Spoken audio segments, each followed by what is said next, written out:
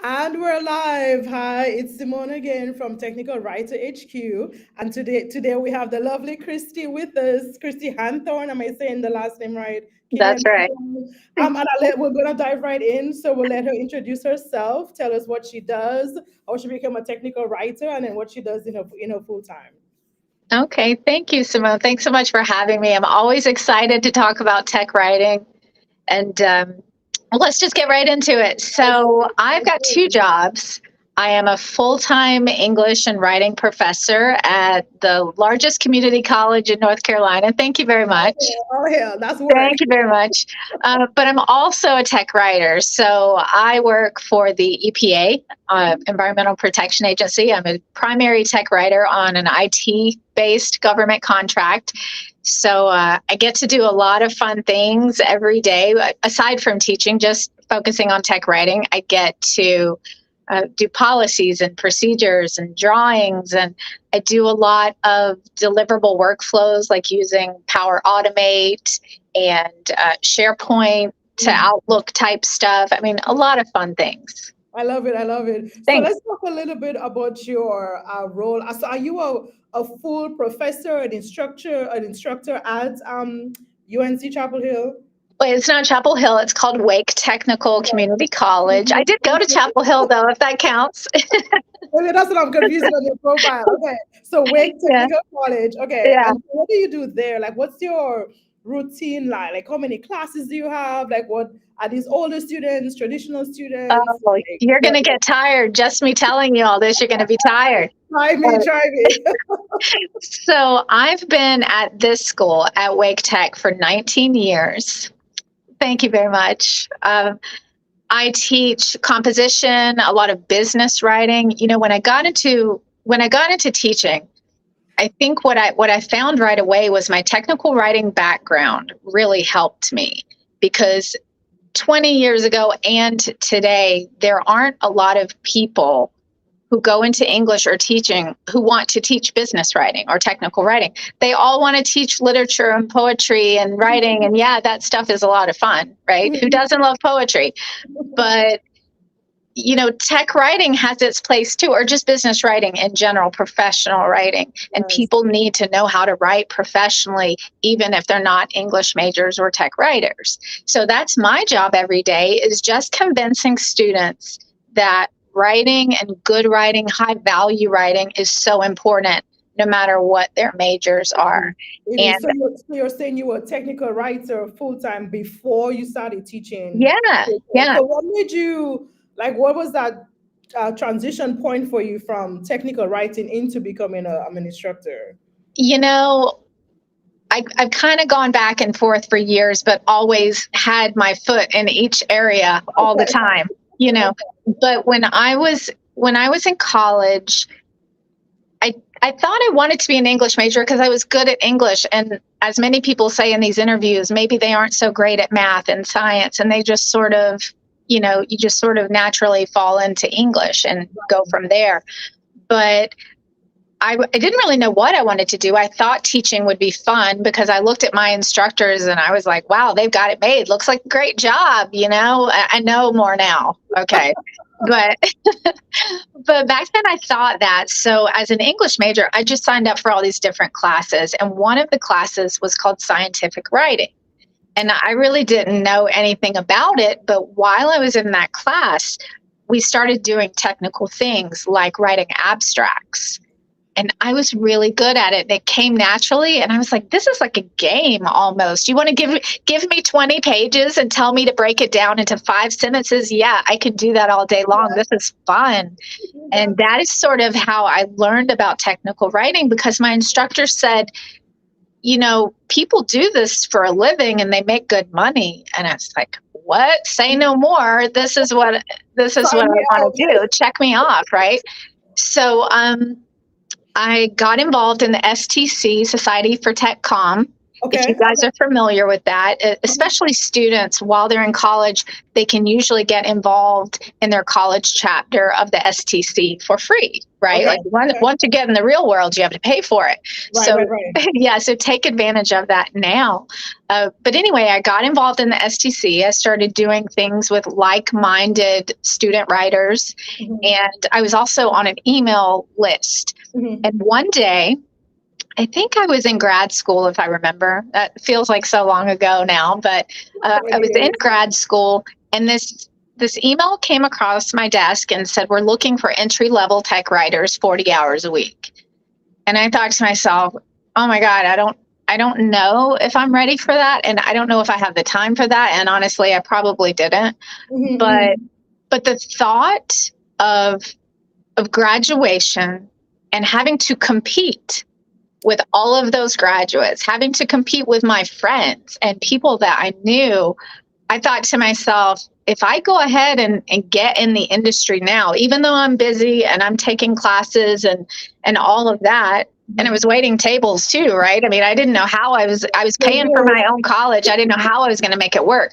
But I was like, I need to go ahead and get in the industry, or I'm just going to be competing against everybody, I right? love that. I love that. Yeah. And so I love you said something about using reading 20 pages and making an abstract.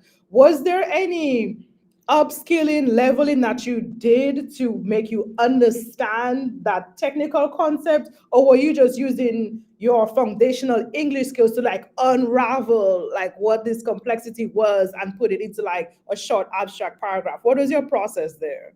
You make it sound so exciting and like it was some sort of art form, but really it wasn't. It was more like an equation, and I can't believe I'm saying that because I'm honestly so terrible at math. But I I'm mean, gonna let you there. I've heard. yeah, I've heard. I can tip and I can spend, and those are like that's as far as my math goes. Okay, but I remember our teacher sort of gave us this like equation, like a methodology, a path to follow. It was like this, and this. Identify those things in Mm, this 20 pages, and then pull those things out. mhm, And like mhm, you said, then put it in a paragraph that mm, makes sense. You know. And in that paragraph, are you, because I know a lot of abstracts and research papers tend to be very jargon, industry, you kind of have to be in it to understand. How did you translate that into like layman's terms, to like a non-heavy technical PhD person could actually understand what it is was in the paper? Well, I think, again, and I even tell my students this, audience and purpose, that's where you Mm, start. Every single document, it doesn't matter if you're writing for a newspaper or writing an essay mm, or writing something for a scientific or medical journal, it's always mm, about audience and purpose, right? mm, So at mm. that point, we were still in the audience of, reading that article for that journal or whatever. But Right. eventually, you just kind of you just practice and you talk to people. I think number one, even though tech writers are very behind the scenes, I always Mhm. say, we don't go into tech writing for the money and the fame necessarily because nobody knows. Like, if we're doing our jobs well, nobody even knows we're there. I said it again. If Yeah. we're doing our job as well, nobody knows it. I love that. Nobody I knows love we're there. that. I love That's that. right. And that's good and bad, right? Because they don't True. always know they need us. But, well, actually, one of my bosses said this recently. He said, sometimes people don't know you're there unless you're gone. When you're gone and they need you, then they realize how valuable you really are. Yeah, So, a host couple weeks ago said technical writing is like air conditioning. yeah, You don't complain until like it's gone, and like you're saying the same thing. So yeah, like, okay, we're in the right trajectory here. yeah. But in your teaching, do you find yourself having to teach more of the equation, so to speak, of fundamental English writing, subject, verb, pronouns, and like adverbs, and then for business writing, having to not break rules, but shift? Like, is there some pendulum from like your foundational English to like business technical writing for you that you teach? I'm not sure. Like you just said, well, I tell students you have to learn the rules before you can break the rules. you got to learn them first, then we can break the rules later. Right. So that foundation that you mentioned, that is so very important. And again, audience and purpose. And then eventually, once we've mastered the good writing, we can get into style. Right. But at first, you really got to understand all the things. You got to understand. And I'm not gonna talk badly about my students or anything, but we are in a very different world. And not to get on the conversation of AI, but let's go. I was going to ask you that question. I'm glad. Let's get on the conversation. Okay. How are your students pre-pandemic, post-pandemic, pre-AI, post-AI? I wanted to ask you that question. So let's get on it. Let's get on Simone, it. it's such a crazy place. It's such a crazy place. And it's hard. Well, you can't say, well, you can, but I don't. I don't say don't use AI. There's Claude, there's ChatGPT. There are all these wonderful, wonderful tools and resources out there. So I accept them and I love them, and I teach my students to use them responsibly. You do? Okay. I do. I've seen in the educational community some pushback, they don't want it, and others have embraced it. Why have you embraced it? Is it Simone, that can of worms is open. Okay. You can't put the milk back in the jug. It's out. Okay. It's out there. Okay. So I just tell my students, look, you're going to have some instructors who tell you you can't use it, but they can't go home with you. They don't really know what you're doing. So you have to be really careful because you don't want to get in trouble, right? But the key is using it responsibly. It's okay to use AI, for example, for brainstorming or to help you flesh out your thesis or to help you with your organization. You can even upload your paper if you're willing to give up your information.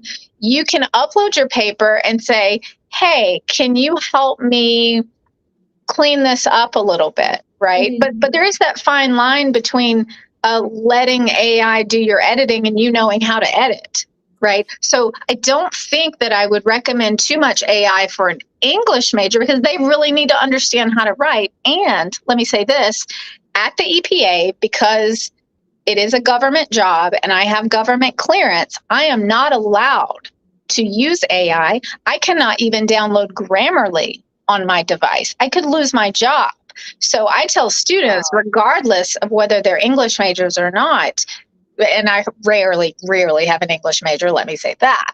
But I tell students, hey, you might get through college using AI, but what happens when you get a job and they tell you that is a confidentiality issue and you cannot use that here? What are you going to do?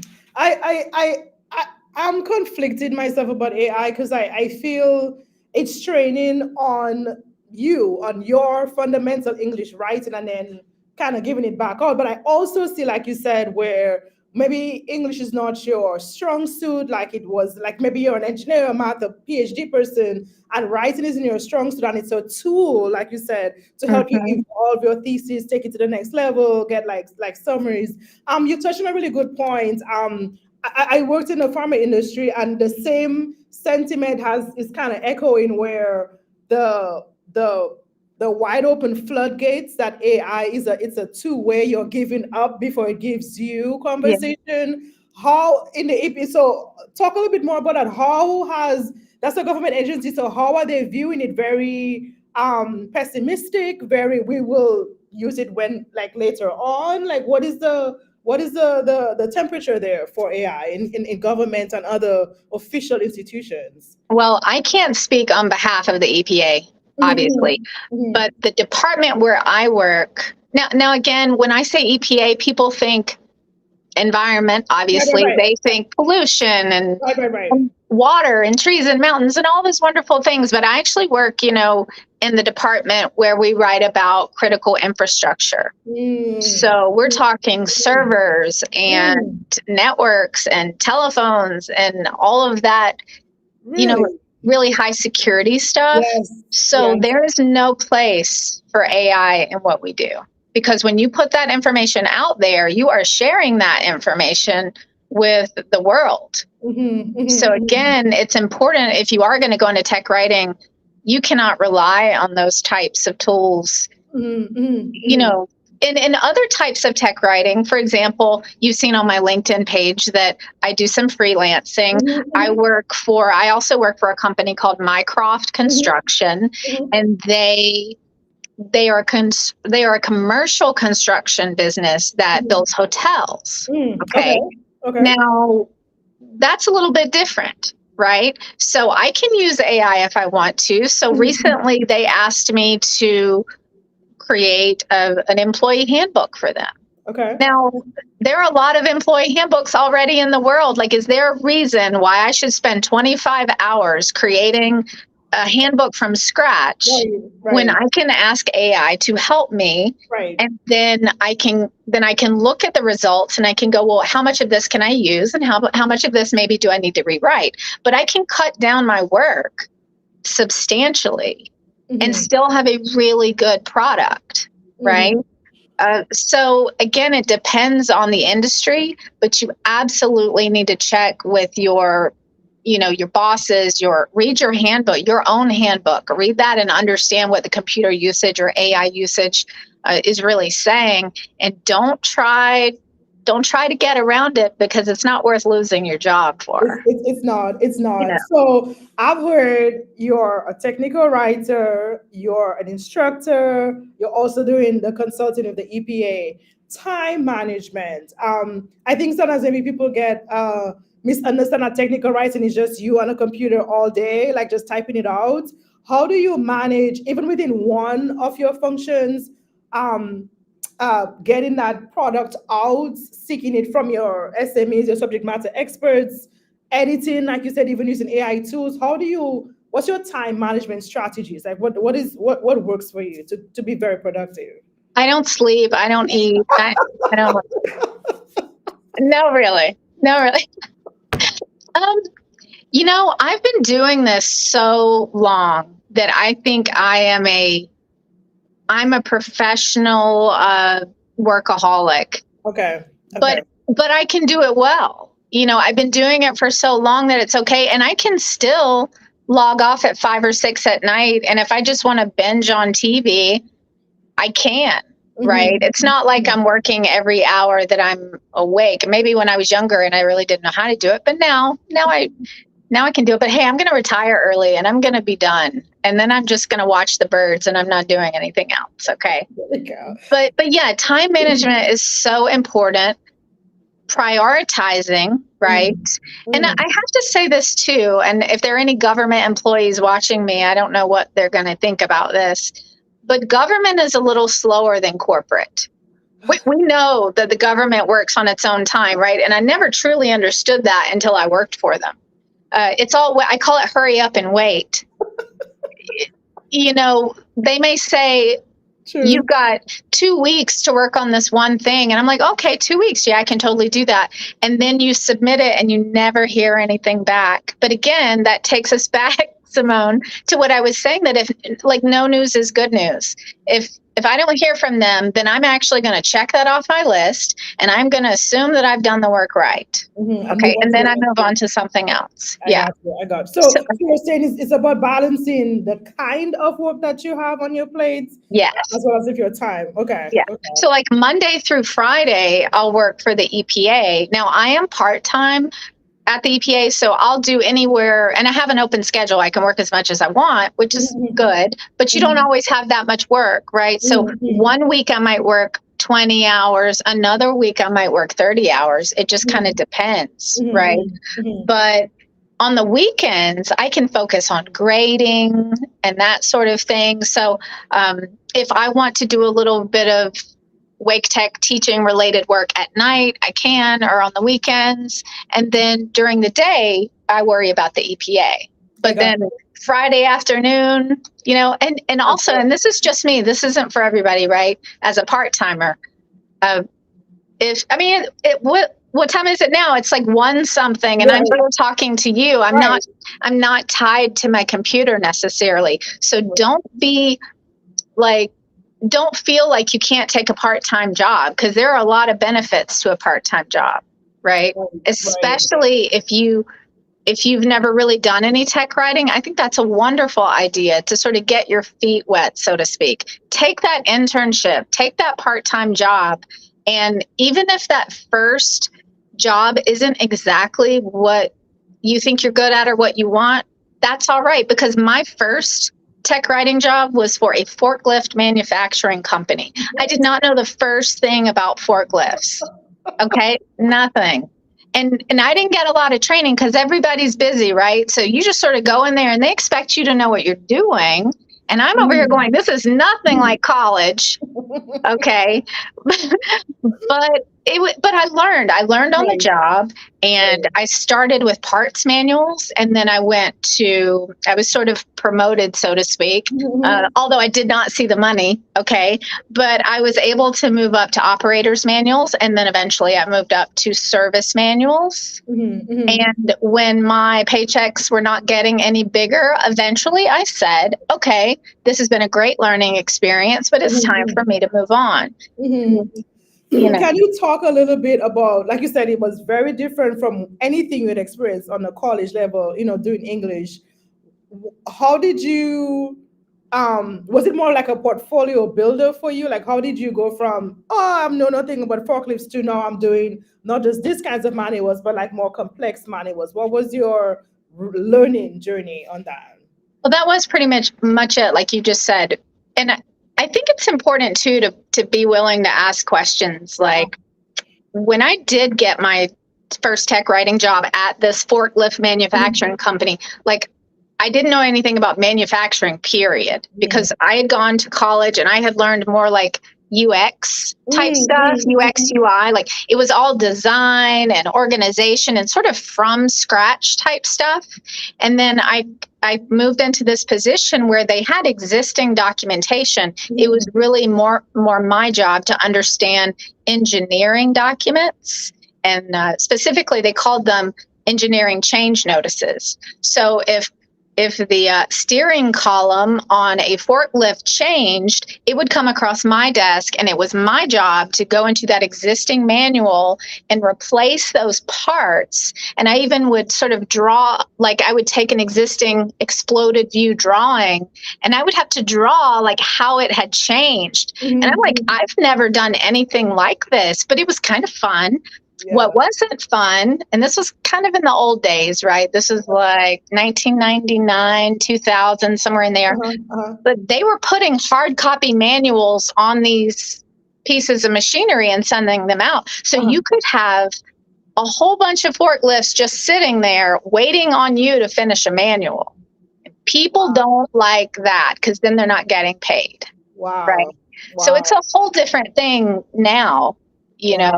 People don't wait on you to print manuals. Right. But it was definitely a learning experience. Wow. So to that point, so 1999, so 20 years ago, what have you seen as far as has the demand for technical writing increased, changed with the software explosion.com and everything? Has it gotten better as far as job prospects wise in that 20 years? What have you seen? It's definitely more technical, right? I mean, you can just look through all the many tech writing positions that you see on LinkedIn or Glassdoor or wherever, and you're probably not going to have all of the experience necessarily that they're looking for, especially in software and things like that. But you can always have that list. Always have that list of things that you want to learn, especially if you want to work at a certain place. Really take a look at their job descriptions and what they want their writers to do. When I first started, again, at that company, we were using SGML, which is kind of like HTML, but they were sort of tags. I won't get into all that with you, but wow, okay.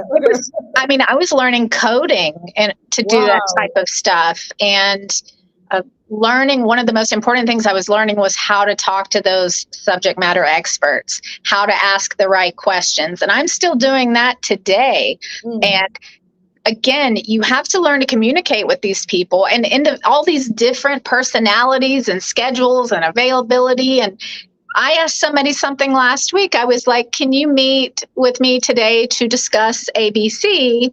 And he just wrote back, no. Just one word, N-O. No, no. And and you just Oh, sort of hi, shake your Christy. head like, I'm very busy today. Can we reschedule for next week? Not even yeah, just no. exactly. So then I have to write back and I have to say, okay, how about this or how about that? But what I actually did, I just wrote back and said, okay, when you're ready to move forward with this, you reach out to me and I'll be here to help. Right. Right. Yeah. And so you can't take that stuff personally when they're not available and when they don't give you the answers that you need right away. You Yeah. know, you do the best you can. Any tips, tricks to like get them to kind of get on board? Have you had a more successful interaction with other hard to find, SMEs in your time? Uh, I don't like going above anybody's head. I wouldn't recommend that. But at the same time, use your resources. If you've got a deadline, ultimately, that's your deadline. And if you have to reach out to your PM or somebody like that, and you say, look, I'm having a bit of a hard time getting this information. Can you help me? Right? Because if the PM reaches out to them, they may be able to get the information that you need. I got Right. you. I got But you. but I always try to do it myself first. And like I said, learn to ask the right questions. And once you've been anywhere long enough, you know that person's communication style. You know what it's going to take. Some people are easy and some people are not. Some people are easily pleased. Some people, you're never going to do it right. And you just have to understand that.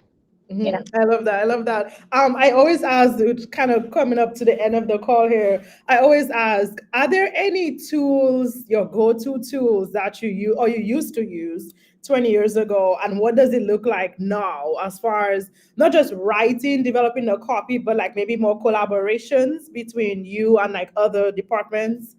What's your favorite? Definitely collaboration. Okay. Definitely. Okay. And one thing you mentioned earlier that people sometimes think tech writers just to sit behind their computers all day. To some extent, that is true, to some extent. And we tend to want to work alone. I think we just think we work best alone. Yeah. There Yeah. aren't necessarily tools that I could recommend, but I do think abilities, more so like skills and abilities. And one of the things is to know when you can't solve a problem on your own, right? Like complex documentation, you're going to run into some issues and you could spend an hour troubleshooting, right? Or 5 hours troubleshooting. And at some point you have to ask yourself, is this still like a good use of my time? Maybe I need to reach out to someone else. And sometimes it's not necessarily an SME, but it's just somebody who can hear you talk and flesh out ideas. And you say, hey, I just want to go through this issue I'm having with you. And a lot of the time, as you're trying to explain it to someone, the pieces start fitting together and you sort of realize what has been wrong the whole time. So be willing to talk it out, to ask for help, and know when your cutoff is. Like if you haven't figured it out in an hour, Yeah. is that the time to now reach out and be willing to work with somebody else? Yeah. Right? So last question. So when people find out you're an instructor, like you do this for a living, and you've been asked to do like a specific project or technical writing, content, do you find people just want the product, or have you been asked to sort of train up their team to like improve overall like departmental like content output? Have you seen that at So all? both. Definitely both. And going back to the AI thing, that's one of the things that I'm involved in here at the college. My best friend is really the brainchild of it all. She eats, sleeps, and breathes AI. She loves it, but she has roped me into it even when I don't want to do it. And so we are now like training other departments, and this is sort of a bit of technical writing, if you will.